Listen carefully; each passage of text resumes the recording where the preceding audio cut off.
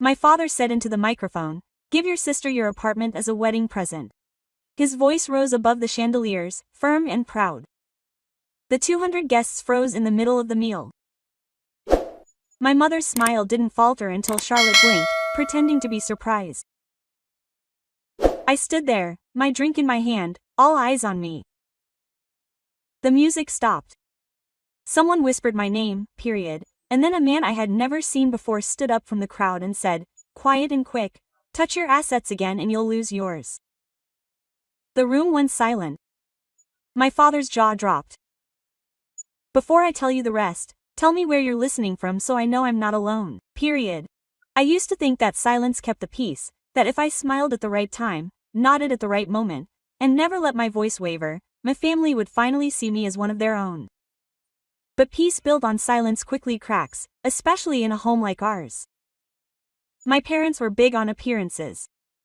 My mother Carol believed that perfection could be arranged like a centerpiece, carefully cut, polished, and displayed to the world, period. My father Richard lived for applause, period. Charlotte was their masterpiece, the one who could do no wrong.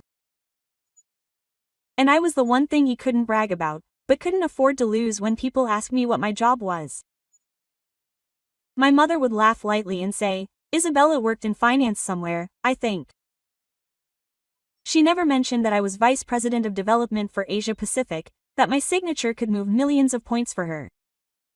Success only mattered if it came with a husband, period.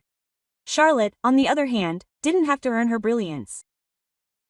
She was sweet, radiant, the perfect daughter. She called me big sister in front of guests like I was an accessory, a prop. To make her seem humble, period, I played along for years. I financed the little things that kept our family's image intact. I paid off a mortgage when my father's business went bad. I wired money to my mother for urgent bills and even transferred $50,000 to help pay for Charlotte's wedding. They never asked twice. They just accepted it like it was my duty, period. And the week before the wedding, my father pulled me aside. He said, "You'll sit in the front. Your family, of course. Don't forget, it's Charlotte's day. Keep it simple." I laughed later. Alone in my car, period, and she had no idea what that meant, simple, period. When I arrived at the rehearsal dinner, the lights shone a soft gold on white roses. Everything was perfect, designed for the photos. My mother fussed over Charlotte's veil, period. My father shook hands with investors more than parents. I stood by the bar, unnoticed, then visible again. That's when Charlotte turned her sugar-sweet smile. "Isa, thanks again for helping us with the expenses," she said loud enough for a few tables to hear. I felt the sting in the word, PD. My father nodded approvingly, period, that's how they liked it. Public gratitude that seemed generous but made me feel small. Still, I told myself it didn't matter. I introduced myself, sat quietly, and played my part. One more night, one more performance. Little did I know that behind their polite smiles, my family had written me into the wedding program as the opening act. The sacrifice so that their perfect day would be complete, period. The morning of the wedding was bathed in the kind of sunlight that makes everything seem innocent. But beneath the flowers and bottles of champagne, I sensed something was wrong. My gut always knew before my mind did. I arrived early at the hotel ballroom. The scent of white linens was too heavy in the air. The staff buzzed like bees, draping fabrics and polishing glasses. My mother's voice cut through it all, sharp and authoritative. "Make sure Charlotte's bouquet is facing left, her profile is better photographed." It wasn't a request. It never was. And Point J was walking past the reception table when I noticed him. A man standing completely still, observing. He wore a gray suit between and a silver-flecked tie. His posture was calm but deliberate. He looked unlike any of the guests' Point when his eyes met mine. I froze and she nodded politely and said quietly, "Pay attention to what they've announced today." Her tone was so even it almost seemed friendly. Then he turned and disappeared into the commotion, leaving a chill that stuck to my skin point for a moment. I wondered if I'd imagined it, but then my phone buzzed in my hand. A text from an unknown number. They'll take what's yours tonight. Don't lose it. The words pierced my chest point. I looked around. But no one was paying attention. My father was laughing with a group near the bar. My mother adjusted Charlotte's train. The guests arrived in waves of perfume and noise. I stepped out into the hallway, my heart pounding. My apartment, the only thing that was mine, every payment, every sleepless night, every deal he had built brick by brick. This couldn't be it, could it? At that moment, I heard my parents' voices through the half-open door of a side room. I shouldn't have stopped, but I did, period. My father's tone was serious and measured. During the toast, we'll make the announcement. It will make Charlotte's gift unforgettable. My mother chuckled softly, and Isabella wouldn't dare refuse. Too many cameras, too many witnesses, period. Pride can be useful, period. Charlotte's voice was then heard, hesitant but satisfied. Are you sure she'll agree? My mother's answer was syrup over poison. She doesn't need this space. She has her job. You deserve a home. My face went blank. It wasn't just proud, it was planning it. To take what I had built and present it as a gesture of brotherly love, I leaned my back against the cold wall. Every muscle tensed and the light from the chandelier spilled onto the marble floor of the room. Dancing on their smiles, I didn't intervene, not yet, because for the first time in my life, I wasn't the one who would react. I was the one who would remember. I returned to my suite without a word. The hallway smelled of roses and nettles inside. The air was different, still. Waiting for a break before the storm, I put my phone on the counter and opened the drawer where I kept a single file. Document, statement, payment, proof of ownership. Every number, every signature, every piece of paper that tied me to this apartment. I sat on the edge of the bed, staring at them. 10 years of work compressed into ink and lines. My parents didn't build this house. They didn't cross time zones and chase contracts that nearly bankrupted me. Period. They just knew how to spend what they never earned. Period. I forwarded the documents to my lawyer with a single line. Be ready at 8 p.m. ballroom. No explanation. No explanation. No emotion. Then I put on a clean, structured, unwavering navy dress. I wasn't going to blend in anymore when I looked in the mirror. I barely recognized the woman staring back at me. My reflection looked calm, but underneath was a blade just waiting to be drawn. Staring at the diamond earrings I had once bought to celebrate a deal that had saved an entire department. That night, they would serve a different purpose, to remind me of who I was before they tried to take them away from me. Period. The ballroom was already filling up. The tint of the glasses, the hum of conversation, the soft chords joining in the background, it was all so refined. It made me sick. Period. I moved through the crowd unnoticed, my heels tapping softly on the tiles. I overheard snatches of gossip. Charlotte's wedding is perfect. Such a classy family. Isabella looked tense. He had no idea what was about to happen. Period. Charlotte slipped into her dress, glistening under the lights. Isa, I'm so glad you came, she said sweetly. Her hand brushed my arm as if we were equals. I almost smiled. Almost a moment later, my father clapped his hands to get attention. Everyone please sit down for the toast. My stomach tightened. It was almost time. I made my way to a corner table, the one with the clearest view of the stage. The guests gathered around, waiting for the big announcement he had prepared. He adjusted the microphone, scanning the room, pride radiating from every inch of his body. My mother stood beside him, beaming with satisfaction. I felt my thumb steady, not quicken. Whatever he was about to do, I was ready. I raised my glass just enough to hide a slight smile. If they wanted a show, they were going to get one, but not the version they had rehearsed. The sound of crystal against glass echoed through the ballroom. 3 sharp claps cut through the hum of music and chatter. My father stood center stage, his hand on the microphone, his silver cufflinks glinting under the chandeliers. Before dinner begins, he said, smiling broadly, I'd like to say a few words about family. The crowd instantly fell into place. Forks floated in the air. Charlotte stood beside him, the train of her dress cascading like a small river of white silk. Period, and my mother touched his shoulder tenderly, with that gesture of affection she'd perfected long ago. Period, I sat a few tables away, watching. I already knew what was coming, but the human brain always clings to the faintest hope that maybe, just maybe, you misunderstood. Period, and my father's voice deepened. The strength of a family isn't measured by what you keep, but by what you share. My grip tightened around my wine glass. The crystal stem sank into my palm. And tonight, he continued, scanning the crowd, we have something extraordinary to celebrate. My eldest daughter, Isabella, has decided to give her sister, he paused for dramatic effect, her apartment as a wedding present. Period. The words fell like a grenade. Applause erupted before I could even breathe. I heard laughter, a few claps. Not a single person screamed, this is unbelievable. The cameras flashed, capturing the moment that was supposed to make me seem generous, obedient, harmless. Period. My father declared it into the microphone in front of 200 guests, I thought, and I froze.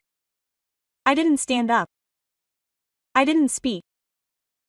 For 3 interminable seconds, I couldn't move. The air grew thick. The smell of champagne turned sour. Period. Charlotte raised a manicured hand to her mouth, her eyes wide with mock surprise. My mother's smile shone with victory. Isabella, my father said warmly. Come join us here, my darling. Spoken a few words. 100 heads turned toward me. I could feel the warmth of each gaze waiting for me to smile and join in the game. Instead, I took a slow sip of wine. The glass trembled only slightly in my hand. My father's smile weakened. Come on, my darling, he said into the microphone, amplifying his encouragement. Don't be shy. Period, and the music stopped. My heart hadn't stopped. And then a sound, a chair scraping against marble. At the back of the room, a man stood up. The same man from that morning, the one in the silver-flecked tie. Period, his voice was calm and serious. But it spread to every corner of that glittering room. Touch his property again, he said, take yours. The entire room froze. The silence settled so hard it seemed physical. My father's face went blank. He blinked, not knowing whether to be angry or afraid. Charlotte clutched her bouquet, staring at the stranger, point blank. He began to walk forward, each step echoing like a hammer blow. William Carter, he said, pulling a fancy card from his jacket. The murmurings of management began instantly. Holla, whispering. People shifted in their seats. My father moved back half an ace, his eyes shining with recognition. I believe you know my company, William continued. We have worked closely with your daughter for the past 3 years. The apartment you're trying to claim in this ad, he said, raising an eyebrow, is part of his legal compensation. It's protected by the anti-coercion clauses in his executive contract. I could hear my mother's shaky breathing from across the room. She grabbed my father's arm, muttering something frantic. William's voice didn't falter. What happened here tonight, he said, was a public attempt at asset seizure, and it was being broadcast live to over 10,000 viewers right now. Heads turned to a nearby table where a cousin on the groom's side had set down his phone. The red light of the recording shone like an accusation. My father tried to find his forced, brittle laugh. This is all a misunderstanding, he said. A family joke perhaps taken too seriously. William's expression hardened. A joke that included coercion, public humiliation, and false claims of transfer of ownership. He turned to the crowd. Ladies and gentlemen, This is what exploitation looks like when it's disguised as family love. The room began to murmur. A few guests rose from their seats and looked at me with new eyes, curiosity mixed with shame. My father's partner, Mr. Patterson, stood up, his face pale. "Richard," he said abruptly, "I invested in your company because I believed in your ethics." After that, Patterson Industries suspended all collaboration with Offre immediate. That's when Mrs. Williams from Logistics spoke up. "It's the same thing. We don't work with abusers." And finally, David Kim, my father's oldest partner, added quietly and firmly. "Neither did we." My father's hand gripped the microphone stand as if it were the only thing keeping him upright. Charlotte was crying now. Soft, confused sobs that didn't quite reach her eyes. "Dad, stop it," she whispered, but it was already too late. The house of cards had collapsed. I stood up slowly, the noise around me dissolving into a low hum. "Did you want a show?" I said firmly. "You got it, period." My mother turned to me. Her expression cracked. "Isabella, please," she hissed. "You're humiliating us." I took another step, my heels tapping the marble. "No, Mother, you did it yourself." William reached for the microphone. "Maybe Madam would like to explain her behavior to counter it," he said firmly. Period. She shook her trembling head. "You can't do this," she whispered. "I've already done it. Period." And the crowd rose again. Some gasped, others murmured their approval. I saw phones raised, recording every second of my family's unraveling, period, and my father's voice cut through the chaos. "That's enough. This is a private matter." I met his gaze. "You've made it public." The silence that followed was colder than any scream. I didn't need to say more, period. William placed a gentle hand on my shoulder, guiding me toward the exit. Behind us, my mother's sobs intensified. My father was shouting something I didn't want to hear, and Charlotte's wedding day was changing. In a live broadcast of the aftermath. Period. As the ballroom doors closed, I heard the last sound, that of glass shattering on the floor, period, outside. The night air hit my skin like truth. I looked up at the city skyline, the reflection of my apartment shining in the distance. For the first time, I felt these walls weren't cages, but suits of armor, period. William stopped beside me. "Are you okay?" he asked in a low voice, period. Exhaled. "I'm okay now, period. Lakessa. You've done better than most people." Period. I looked at the bright doors of the ballroom. "No," I said softly. I finally stopped apologizing. We stood there for a moment, two strangers bound by justice. Then he offered his card again. "When you're ready," he said, "I'd like to talk of something more important." Didn't ask what. I already knew that wasn't the end of my story. It was the beginning of the hour, and behind us, the room that had celebrated my silence had fallen irretrievably silent. The next morning, the clip had gone viral. A minute of footage, my father's announcement, my mother's slap, William's voice cutting through the chaos. Circulating on every platform before sunrise. Headlines called it the marriage scandal that broke a family. My inbox was overflowing with messages from strangers thanking me for standing up for women who had been told for years to keep the peace at their expense. Meanwhile, the fallout for my parents was swift and brutal. Patterson, Williams, and all pulled my contracts. The company's stock fell by half in 48 hours. And my father's apology video, suit, tie, and pocket square, was considered a way to limit the damage. My mother went online claiming she had been manipulated, but she was drowned in thousands of comments denouncing her for the slap in the face that everyone had seen with crystal clarity. Period. Charlotte's perfect marriage fell apart before it even began. Her husband's family pulled out, not wanting to associate their name with this wreckage. I remained silent the entire time. I didn't need to defend myself. The truth had already done that for me.